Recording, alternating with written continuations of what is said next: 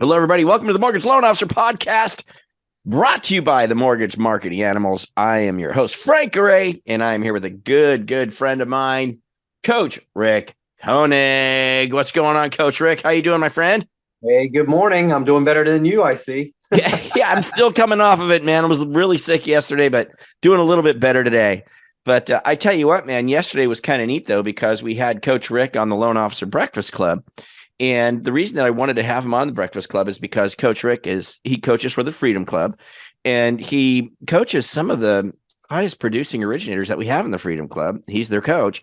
And so I just kind of wanted to figure out what makes these people tick, from his observation standpoint. And we went through that. But then I thought, man, I got to do a podcast just on coaching in general. Coaching is one of those things, man, where I think more and more originators should really considering entering into this and getting some coaching. But for whatever reason, a lot of people don't, or they don't think they can afford it, or they don't believe in the result, right, that they might get from it. Some of that might be warranted, right? They may have done coaching programs in the past or had coaches in the past. But I tell you, man, yesterday on the Loan Officer Breakfast Club, there was just this insane outpouring of love for Coach Rick. That was just crazy. And not only from your coaching students, but people that you don't even coach, right? Just people that you've taken the time to engage with and just help, and they just love you, man. And so I just wanted to do a podcast today on what is it like to get coached? Like if I was going to work with you, say, Rick, if I wanted to, let's go for it, right? I'm an originator. Like, what does my first 90 days look like? How does it work? Sure. What can I expect, as Um, an originator, or say the first 90 days or so? the first 90 days, the first week is almost overwhelming for anybody. So we try to relieve that overwhelmed feeling. And the organization itself has been making some pretty cool changes. We're doing some stuff called power coaching. We have one-on-one coaching. We have power coaching, which is like typically a group of three. We're finding that a lot of times a group of three, they're helping hold each other more accountable. I think you saw that on the Breakfast Club, where some of the people were talking about the friendships we've developed and how they are literally in constant communication throughout the day. Yeah. Uh, so when we're putting together that first coaching call, we're looking to help them, create a true sales process. We're going to have to teach them about time blocking, and then we have to hold them accountable, and we have to help them have their team and their network hold them accountable. So we were talking about the traits of some of these people. These are just normal people. Every one of them is just a normal everyday person like me and you. And the ones that do well in coaching have to be open to changing. So the first thing we do is we've started what we call sweat one, same way every time. And Right. sweat one is that first phase of coaching that we do during the first 90 days. Right now, we're working with, we have a couple of full-time, I guess we want to call them like onboarding coach, or that sweat one coach. And what these guys are concentrating on is just literally getting them into the daily success plan and making sure they're doing all the steps that are required to start getting business, so that at the end of 90 days, they're not saying, hey, I'm not seeing results yet. Mm. So what that looks like is that very first week, they do get a tutorial from corporate on going through the whole website. And gosh, Frank, if you haven't been in the website from when I started coaching to now, the changes over the last 90 days are drastic. They eliminated a lot of stuff that was on there. It just seemed like stuff just kept piling on and on and Yeah. on. And every time we had something new, they added it. They've redone videos, they've reshot scripting, they've updated graphics, and you were just at the boot camp. Even the boot camp, if you haven't been to boot camp in 6 months, it's been revamped also. Yeah. You know, there's some things that are the same, the basics are still the same, but the way we get there is different. Mm. So the very first thing we work on in what we're calling sweat one, same way every time, is we want them to do and complete a freedom statement. We had called this for a long time the I will. And so what we do is we go through, where do you want to be if your retirement date had to be set within 10 years. Hmm. You know, what are your current finances? What are your debts? What are the debts you're going to incur? You know, you're going to have weddings and colleges and things like that. And so we basically come up with what is the number that's going to let them live the lifestyle they want to live in 10 years off of the money that they've earned and really off the interest on that money that they earned. I find it interesting that the way you start the process is you really get personal with people and dig into their personal finances. It's not just, okay, this is what we're going to do to get more business in the door. It's like, let's start with where you exist today and where you want to go. But you're getting kind of personal with them up front. Do you ever find people are a little reluctant to share any of that? I think Carl would tell you that if they're reluctant to share that, they might be reluctant to do the things that they need to do to Gotcha. be successful. And we might actually have to, you know, let somebody like that go. Yeah. But Okay. the thing that people should know about it is most people are nowhere near where they want to be. Right. And when they really admit it, I mean, it's not unusual to meet people in their 40s and 50s, you know, that literally have less than 100 or $200,000 total in 401ks and savings and things like that. So a lot of them are trying to play makeup, Yeah. mainly old guys, like, you know, guys our age Yeah. that you know, went through the worst of times. You know, some of them lost everything, you know, 12, 14 years ago. Right. Right. So, you know, getting that number and why they want to get to that number is really important. Hmm. And once we have that number, we can literally go backwards and break it down into uh, what we're now calling the fast action plan, Steve's fast action plan. We can literally go in based on historical numbers and say, okay, to make this much money, to save this much money, you need this many referral partners, you need this many referrals a month, you need to make this many calls per week, you have to schedule this many meetings, and on average this many people show up. And we're going to break it down for them to where they say, okay, bottom line is I have to be meeting with 5, 6, 7, whatever their number is, referral partners a month. We also go through and make sure that the referral partners that they have now are what we call qualified agents. You know, qualified agent is typically 8 or more transactions a month, you know, a month or a year. A year. Yeah. So, So the you know, sweat one process, then getting set up, we're taking a look at our personal finances, we're taking a look at our goals, what we want to accomplish, that kind of a thing, and then we're constructing a plan basically that lays out. Basically, you got to have this many. It actually is going to get down to how many calls a day do I have to make, right? I mean, that's what it's it really going to really boil will. down to, and how many times do I have to ask for the business every single day? How long does the sweat one process take? Is it just 1 week, or how long does this normally Yeah, I take? mean that we're typically working on the first call, and we're trying to get that, and then we're also, you know, on that first call we're going to try to get them to put together their team setup and the jobs everybody's doing. You know, that's called the acts of freedom, and we basically have a form where you're listed, your teammates are listed. What are they doing? What jobs are you doing? And what we're trying to find out right away on the acts of freedom is who do they have to help them? Are they in the right places to help them? And what activities are they actually doing? Are they doing green activities that which are making money, or are they doing red activities that are stopping your time and taking you away? Mm, And the acts of freedom can change anything from, you know, people getting off their cell phone, you know, having their cell phone is the only number anybody's called them on for years and years and years. You'd be surprised. A couple of the biggest people I've ever coached got rid of their cell phones within 30 days of, you know, starting coaching, yeah. and their phone, you know, got a new phone number, and only family members and friends had that phone number. And we worked with their staffs so that their staffs would be answering the calls. We set up group text messaging. We set up group emails, again, to take those things off the plate of the originator if there's a team or people in place. If you don't have a team, we show you how to start building that team, whether it's sharing somebody with another employee at the company or even a friend at another company, that, you know, you can start adding these people on to help you take time to do the green activities that make you money. So those are Gotcha. two big things. When you find out what's driving them, and you find out, you know, how the car's running, you Yeah. know, then you can break it down and you can start implementing, you know, you implement the process, you implement the time blocking, and then that's where the accountability starts coming on. So Gotcha. So this is still part of the Sweat One module, for lack yeah, of a better word, yeah, that I would this call is it. So all we're accomplished really over, should be done, implemented during the first call, finished by the second call, and and they're going online. how long between the first and second call?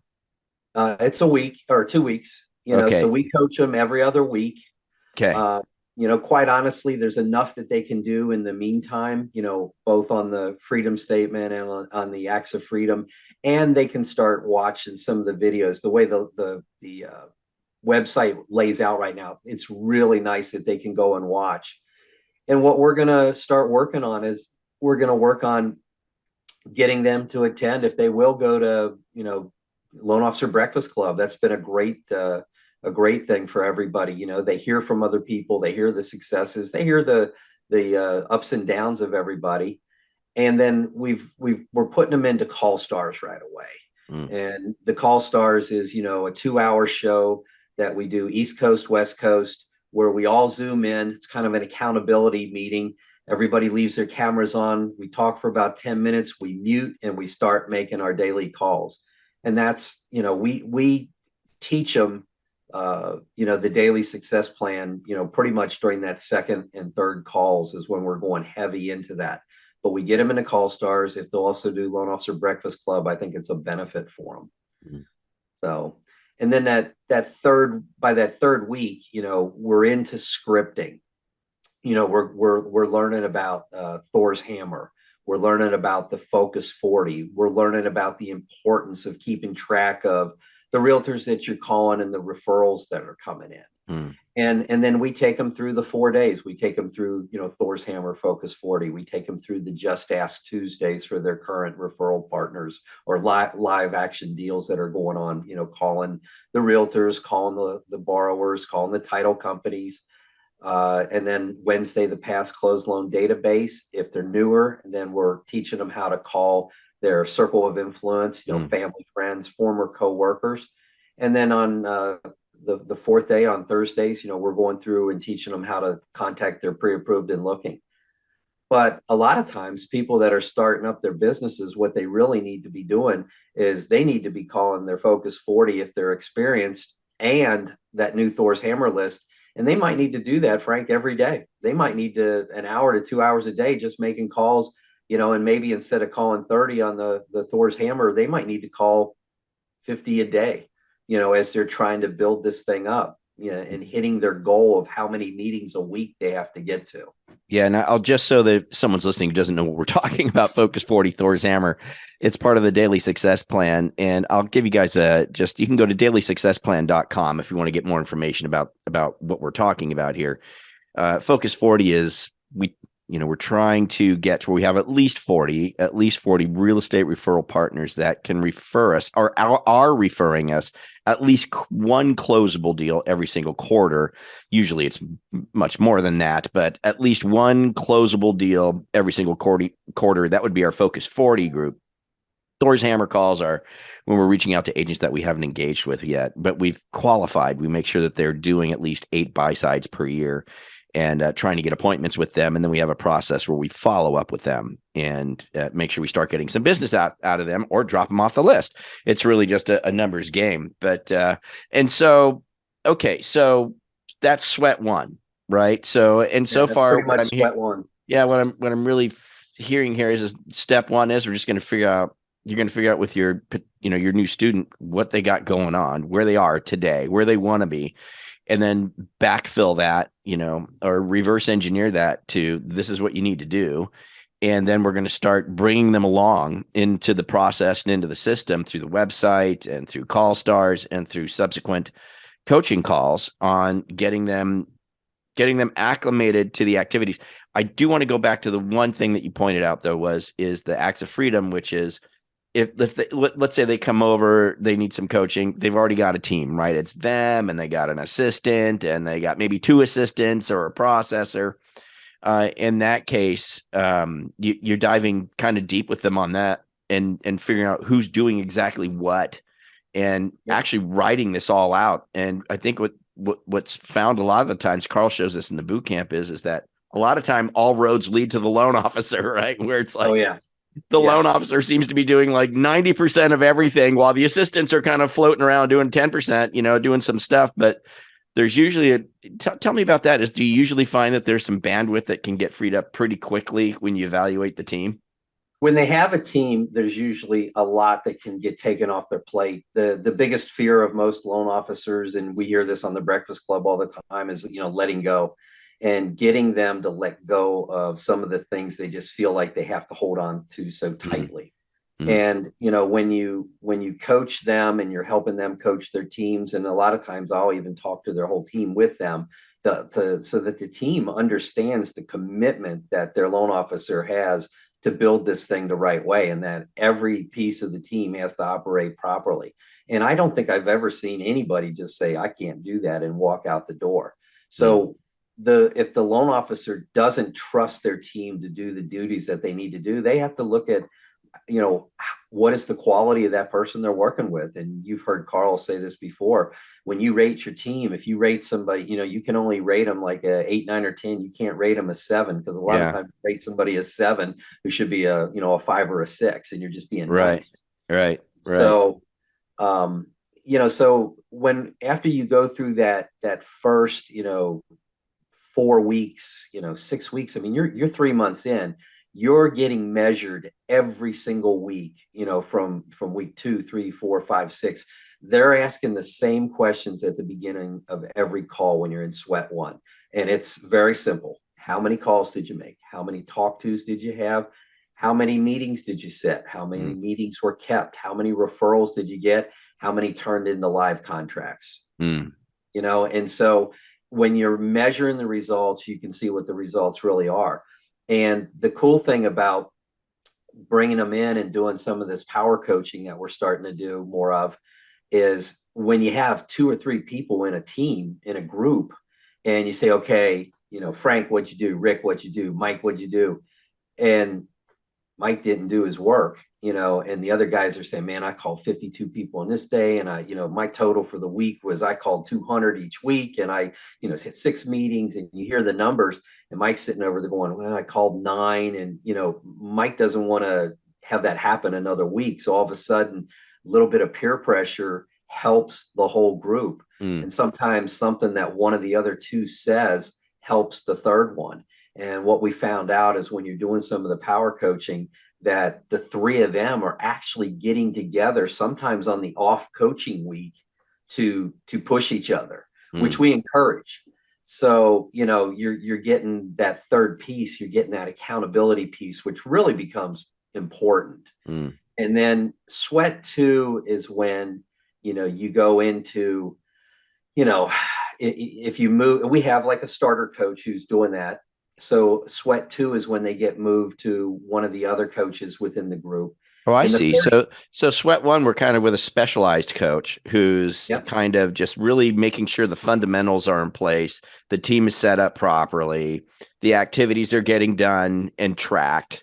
That's your sweat 1 coach. So they're different, kind of a specialty coach. Then they move on to another coach. Is that how that works? Yeah, so that's like that person's a full-time employee of the company.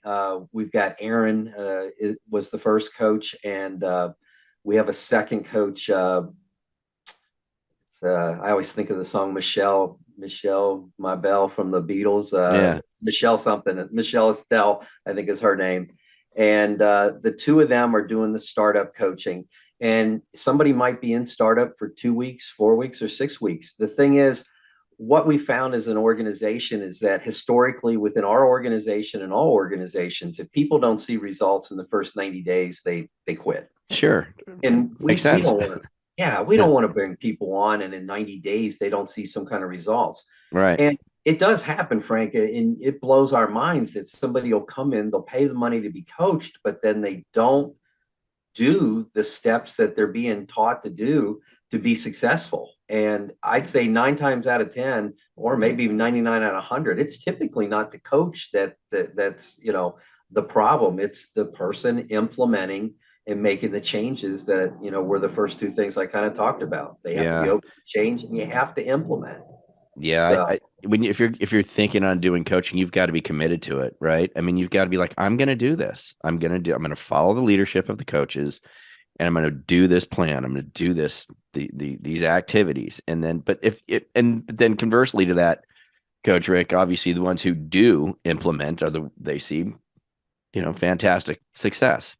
it's crazy. We hear so many of them talk on the Breakfast Club in the morning. The most recent one is, been Sarah Cox. She's been, she's working it hard, and she hit the number she was trying to reach. And she was established, but she wasn't where she wanted to be, and she just dove in head first. She made the changes, she made the commitment, she loves the accountability. And and now she's doing regular coaching with her coach, which happens to be her boss, Right. Steve Kyles. So when you come out of that initial stage with the startup coach, and then you're with a full-time coach, and you've got a team, or if they're a one-on-one, we go back through everything. We review their freedom statement. We review Steve's sheets. We put together, another business plan. We really teach them in-depth tracking at that time. And we have a tracker we've been using. It's been a little clunky. They've been spending a lot of money on it here recently. I think they're going to re-roll it out here any day. And it's going to be just a really good tracking mechanism that you can see all the activity that you're doing. You literally will be able to track every referral source, and the outcome of every referral, Hmm. as long as somebody's updating it. It'll be one of those things that if you have a team, and the whole team can get access to it, like through Google Sheets and things like Yeah, that. that would be great. Yeah. And then we get into things more like more time blocking.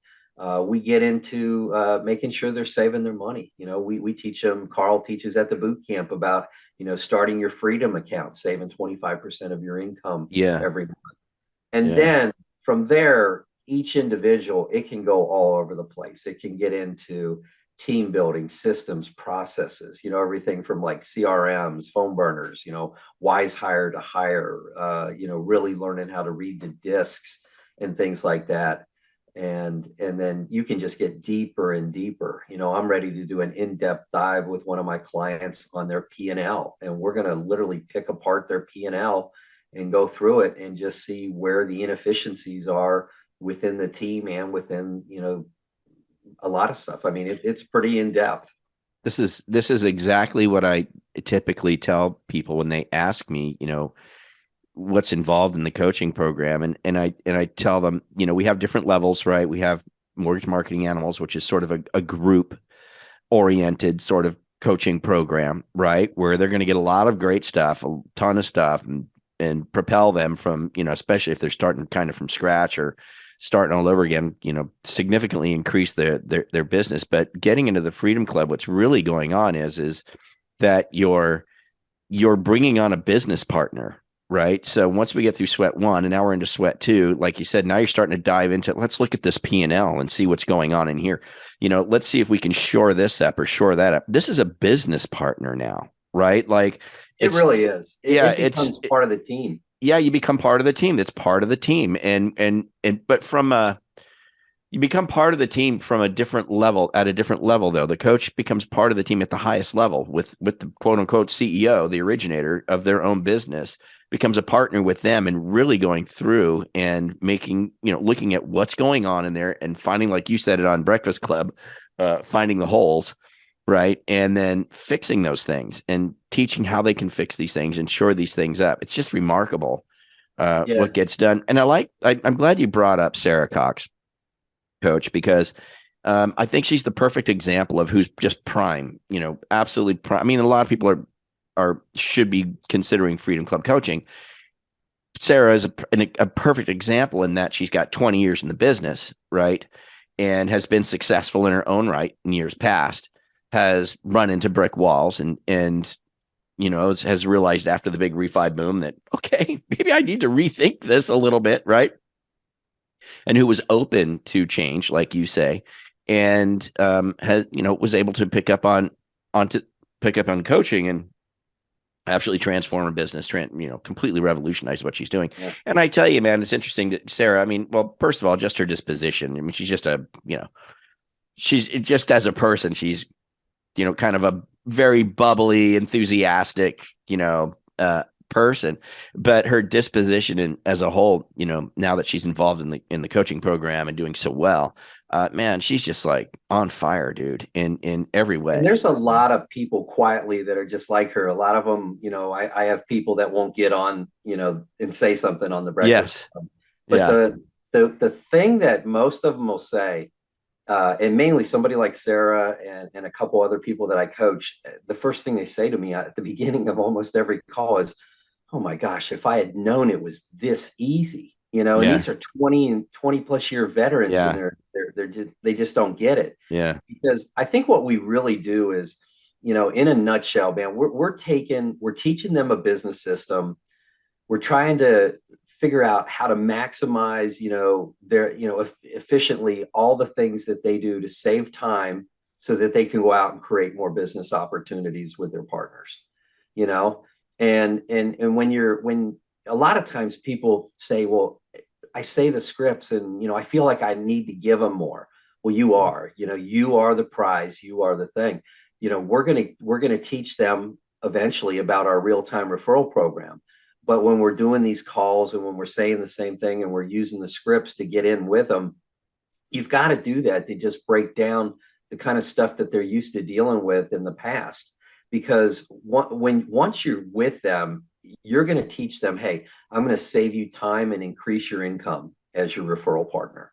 We're going to create a world-class communication system that keeps everybody informed. We're going to create referral opportunities through warm lead prospecting or, the real-time referral program. And we're going to try to deliver clients from beginning to end, the top service that's in the industry. And then we're going to be proactively, anticipating and working on resolving issues before they actually happen. So Love it. that's the 5 things I try to say. This is what you got to let your partners know, but you can't let them know that until they know who you are. Yeah. Yeah. Yeah. Interesting stuff. So that's sweat 1, sweat 2. Is there sweat 3? We're working on sweat 3. There's a group of us coaches working on it with our coach Laura, and we're trying to build a system. When you analyze coaching companies, and this is across the board, every type of coaching company, the biggest fallout is within the first 90 days. And so, Carl and Tammy and Steve, sat down with our coach Laura and said, we've got to build a better mousetrap. We've got to get these people past that 90 days, because I forget what the numbers is. People usually make up all their numbers on the spot, so I don't want to say one, but it's a really high fallout rate throughout every industry in coaching. After the first 90 days, it's like the first 90 days, first 6 months. And if we can, in the first 90 days and in the first 6 months, help them increase their business enough that, hey, we're paying for ourselves, they have all the incentive in the world to stay with us. And there are people that have been paying for coaching for 5, 6, 7 years, or longer. Yeah. And we have, experienced people that have had incredible levels of success that, I don't need coaching now. And 6 months later, they're back because it's like, I miss it, Right. And I slipped when I wasn't being held accountable. Right. So our goal is to have them as a customer for life, that they're so successful that they don't want to leave. I mean, to me, again, it's just you're bringing on a business partner, right? You're bringing on a business partner whose only concern is that you exceed and excel at what you want to get done. That's the only purpose of the business partner / coach, is to make sure that it's always going in the positive direction. That's the business partner you're bringing on. If I was going to bring on a business partner that was okay, you're going to come on and be my business partner, and we're going to run this business together. Well, now what? I'm splitting 50% of my profits with this person to be my business partner. When in reality, I could have a Freedom Club coach who's essentially my business partner, whose sole focus is only to make sure we're monitoring, checking, going forward, finding holes that we have to fix, for the minuscule price of a couple, not even $2,000 a month, right? That's a pretty pretty good bargain for somebody whose sole purpose is to come in alongside you and just make sure that it's always going in a positive direction, always monitoring the situation, always checking to see where the holes are that need to be fixed, always reviewing employees and assistants to that, to making sure we're always working with the right people. Come on, right? This is a remarkable bargain. I think that a lot of people think that coaching is just do this, do that, do this, do this, do that, and that might be the case with some, right? With some coaching Maybe at the programs. beginning, Yeah. I am familiar with some other coaching systems, and some of them can be pretty militant. Some of them are pretty hand holding. We try to be the hand holder and also pushing them and trying to get them to hold our hand and keep running with us, and we'll run as fast as they want to go. But it is interesting, when you put it that way, for that investment, less than the cost of a processor or an assistant, Right.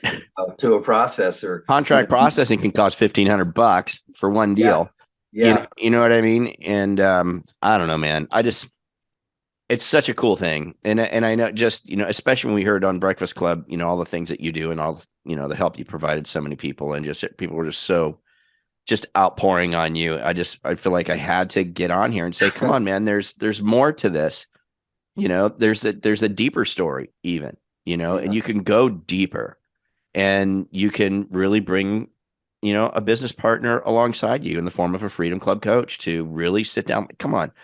It's not a lot of coaching companies that are diving into P&Ls, right? And not every coach does. But for me, last year in March, I turned 62 years old. I think I was done. I didn't want to recruit and open branches and manage P&Ls and do all that stuff anymore.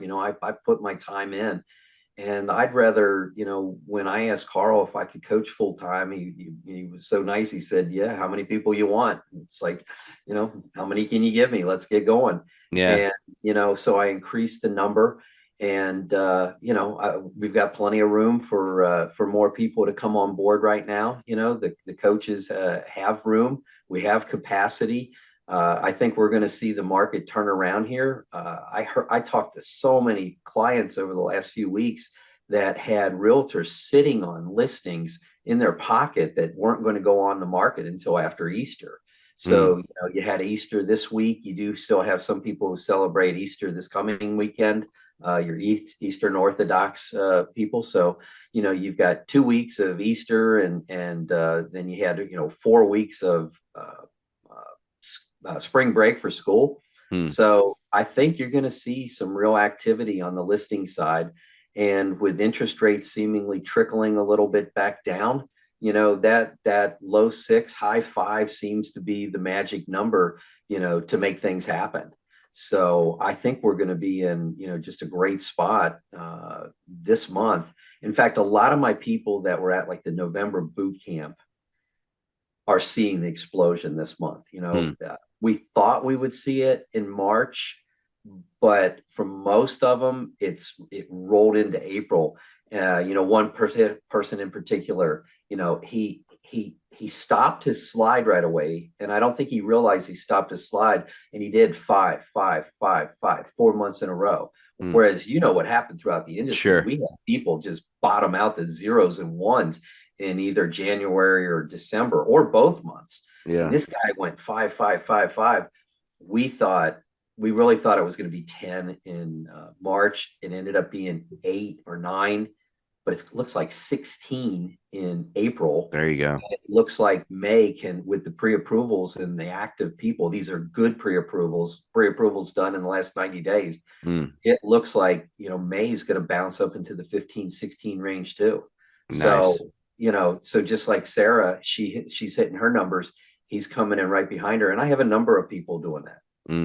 So let's wrap this up. And I mean, what's the best way if somebody's listening to this to get more info, like have a conversation about Freedom Club coaching? Is it just go to the MMA website or? They need to go to the MMA website and sign up for a free strategy call. We've got 5 or 6 of the team over there that are just amazing. I mean, at one point, I think there was just a couple of people, it was Ralph and Mike, and And now we've got a team of, 5 or 6 people that are just excellent at walking people through the strategy call. And literally the strategy call gives them, a good idea of what we're going to do. But again, in 1 hour, it's almost too overwhelming to just, start and do Sure. it on your own. You Yeah. really need some direction.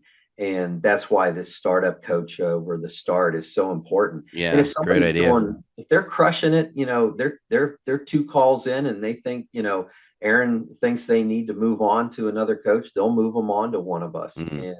And we're putting these power teams together and, trying to hold each other accountable and make this thing work. Nice, nice. So, guys, the easiest way to do that, just go to dailysuccessplan.com.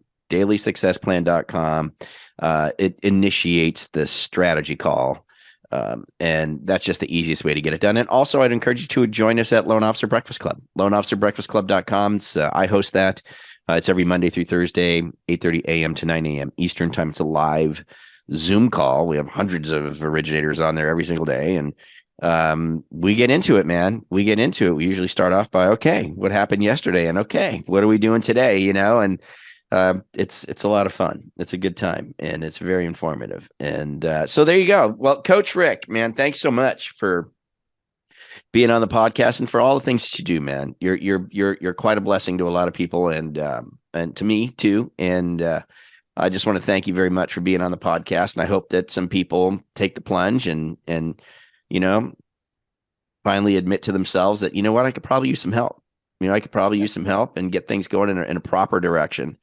And take the plunge, man, to just go to dailysuccessplan.com. And with that, we'll get on out of here and we'll catch you guys later here at the Mortgage Loan Officer Podcast. Thanks, Coach Rick. Thanks so much, man. Thank you.